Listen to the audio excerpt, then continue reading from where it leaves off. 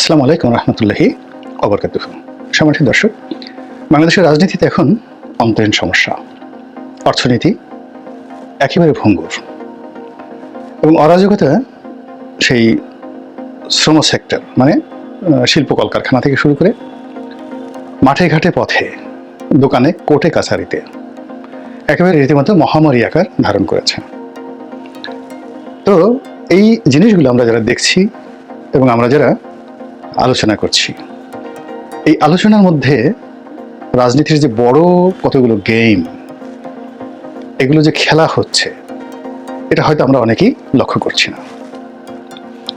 আমরা প্রথমে এই গত 100 দিনে সবাই এক বাক্যে বলার চেষ্টা করছি যে ডক্টর মোহাম্মদ ইউনূস সাহেব রাজনীতি বুঝেন না।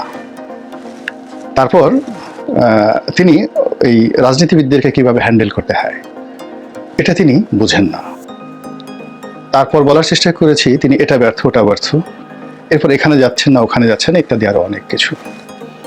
কিন্তু আপনি যদি সাম্প্রতিক সময় তার কতগুলো কর্মকাণ্ড দেখেন, বিশেষ করে আজারবাইজানের রাজধানী বাকুতে তিনি গেলেন এবং সেখানে গিয়ে তিনি যে কটি সাক্ষাৎকার দিলেন, যাদের সঙ্গে তিনি ছবি তুললেন, এই বক্তব্যগুলো যদি আপনি বিশ্লেষণ করেন, তারপর বাংলাদেশে এসে তিনি ভারতের একটি পত্রিকা, সম্ভবত হিন্দু, সেই হিন্দুর সঙ্গে সাক্ষাৎকার দিতে গিয়ে ইলেকশন সম্পর্কে, শেখ হাসিনা সম্পর্কে, আওয়ামী লীগ সম্পর্কে যে বক্তব্য দিলেন, এই সব কিছু দেখে আমার কাছে মনে হচ্ছে যে তিনি এই অল্প সময়ের মধ্যে খুব ভালো করে রাজনীতি বুঝে ফেলেছেন। এখন সেই রাজনীতি ক্ষমতায় থাকার, ক্ষমতায় যাওয়ার, ইলেকশনের রাজনীতি নয়। মাঠে যে রাজনৈতিক দলগুলো আছে তাদেরকে কি করে শান্ত করতে হবে, কি করে উত্তেজিত করতে হবে, কি করে তাদেরকে ব্যস্ত রাখতে হবে, এই পুরো বিষয়গুলো তিনি অন্য যে কোনো মানুষের চাইতে অতি অল্প সময়ের মধ্যে রপ্ত করেছেন। এবং এই তার যে রাজনৈতিক কৌশলগুলো রপ্ত করার যে প্রক্রিয়া, এই প্রক্রিয়াকে যদি আপনাকে মোকাবেলা করতে হয় তাহলে আপনাকেও এর সাথে আরো বেশি কৌশলী হতে হবে, যেটা এই সমপর্যায়ে এই মুহূর্তে নেই। এখন এদেশের রাজনীতির বাস্তবতাটা চিন্তা করেন। রাজনীতির বাস্তবতাটা হলো যে আওয়ামী লীগের রাজনীতি যদি ধরেন, এখানে কোনো নীতি ছিল না, আদর্শ ছিল না, যে কোনো মূল্যে ক্ষমতায় থাকতে হবে, ক্ষমতায় যেতে হবে এবং সেই ক্ষমতায় গিয়ে রাষ্ট্রের যত সম্পদ রয়েছে, ব্যবসা রয়েছে, বাণিজ্য রয়েছে, এগুলো দলীয় নেতাকর্মীদেরকে দিতে হবে, পরিবারের আপনজনদেরকে দিতে হবে এবং নিজেরা বড় বড় পদে থেকে একটা অলিগার শ্রেণী তৈরি করে সেই হাজার হাজার কোটি টাকা নয়, লক্ষ লক্ষ কোটি টাকা উপার্জন করতে হবে। আমরা যেটা দেখেছি যে S Alam, Beximco, summit group থেকে শুরু করে আরো অনেক গ্রুপের মাধ্যমে তারা যে টাকা উপার্জন করেছেন, এর মধ্যে আদানি আছে, দেশের বাইরে আরো অনেক কোম্পানি আছে। বলা হচ্ছে যে 2 লক্ষ কোটি টাকা দেশ থেকে পাচার করা হয়েছে। 2 লক্ষ কোটি টাকা। খেলাফি ঋণ 6 লক্ষ কোটি টাকার উপরে চলে গেছে। আন্তর্জাতিক যে ঋণ বা অন্যান্য ঋণ মিলিয়ে সেই যে এটা বলাই যায় না 16 লক্ষ কোটি না কত কোটি টাকা, কল্পনাই করা যায় না। তো এই যে একটা ফাঁদ পেতে যে পুরো তাদের যে টার্গেট, এই টার্গেটটা ছিল অর্থনীতি অঙ্গন। এখন এই যে ডক্টর মোহাম্মদ ইউনূস এবং তার যারা অ্যালাইড, এখন এখানে দেবপ্রিয় ভট্টাচার্যের কথা চিন্তা করেন, হাসান এস মনসুর সাহেব যিনি বাংলাদেশ ব্যাংকের গভর্নর আছেন তিনি, কিংবা ধরুন এখন যিনি অর্থমন্ত্রী আছেন বা অর্থ উপদেষ্টা আছেন তিনি, এবং স্বয়ং ডক্টর মোহাম্মদ ইউনূস। তো আওয়ামী লীগ যেই জায়গাটা থেকে মধু আহরণ করেছেন সেটা হলো ফাইন্যান্সিয়াল সেক্টর। সেই ফাইন্যান্সিয়াল সেক্টরে আওয়ামী লীগের যারা চোর, লুটপাটকারী, লুটেরা, তারা এই কজন লোকের কাছে অবোধ শিশু। তো কাজেই খুব অল্প সময়ের মধ্যে আওয়ামী লীগ কি করেছে এই জায়গাটাকে একেবারে সাঁড়াশি দিয়ে তারা ধরে ফেলেছে। ধরে ফেলার পরে এখন আওয়ামী লীগ আর ক্যাত কুত কোনো শব্দ করতে পারছে না। 2 নম্বর হলো যে এই জায়গাগুলোতে ঢোকার জন্য অন্যান্য যে সকল রাজনৈতিক দল, ব্যক্তি, গোষ্ঠী তারা চেষ্টা করেছে এবং আলটিমেটলি অনেক জিনিসগুলো তারা দখল করে আবার সেই আওয়ামী লীগের সেই পুরনো যে চরিত্র, সেই চরিত্রটাকে নতুন পোশাকে তারা ধারণ করার জন্য যে কর্মযজ্ঞ তারা চালিয়ে যাচ্ছে, প্রায় সব ক্ষেত্রে তারা ফেল করেছে।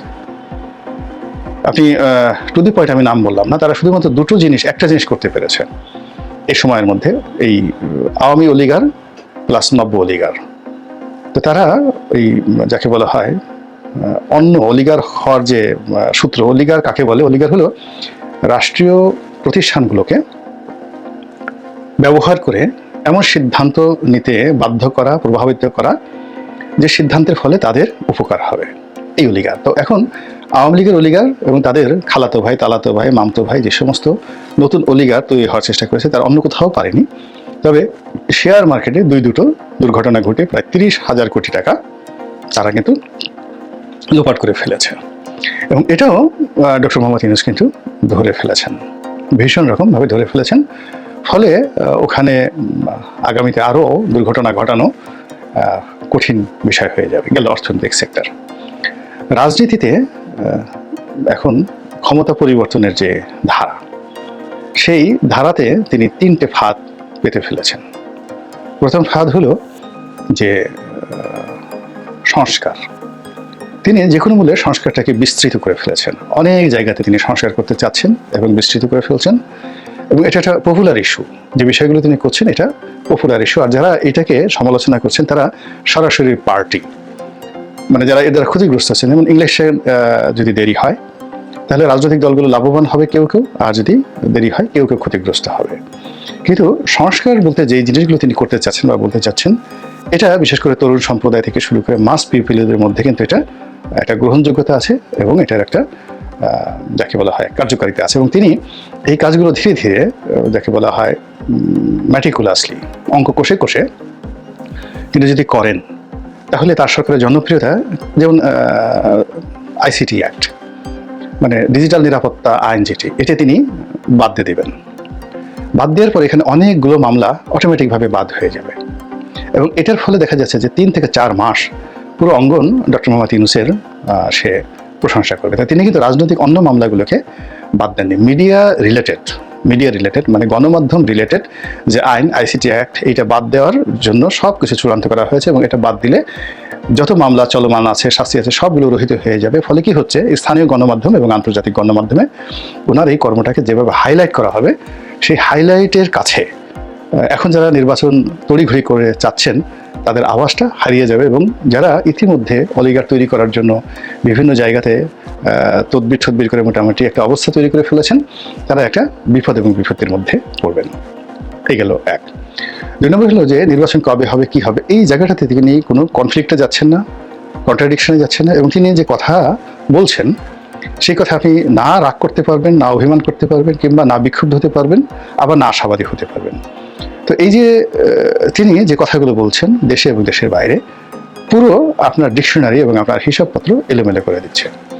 4 বছর, 8 বছর, 10 বছর, নাকি 6 মাস, নাকি 18 মাস, এই বিষয়গুলো নিয়ে যখন লোকজন ব্যস্ত, তখন তিনি দ্বিধার সেই কর্মকাণ্ডগুলো তিনি করে যাচ্ছেন।